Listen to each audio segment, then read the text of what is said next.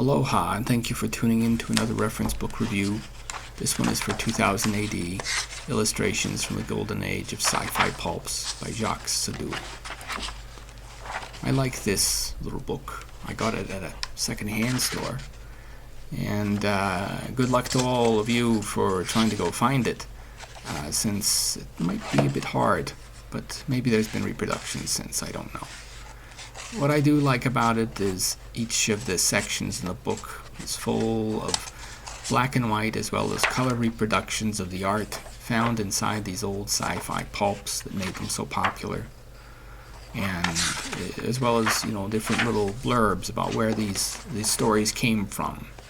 You know, and it has different themes. You've got, of course, just the general science fiction golden era. It goes into the age of robots, the women of science fiction, weird weapons, spaceships, and then, of course, the monster manual, as it were, the bestiary of the outer space, the pulp.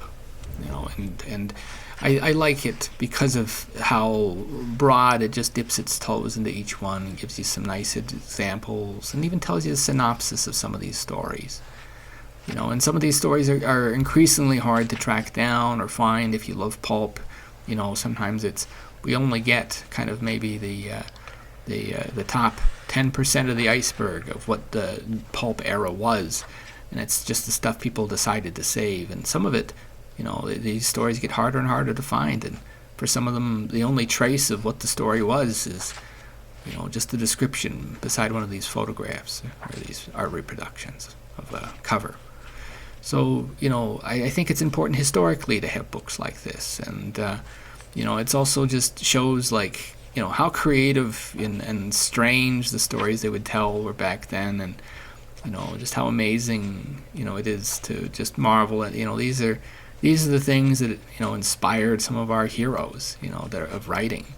You know, we think of you know, George R.R. Martin and stuff like that, and you know, he would have read books like this, you know, amazing tales and weird stories and Lovecraft, and that's where they all started. So it's kind of part of that legacy.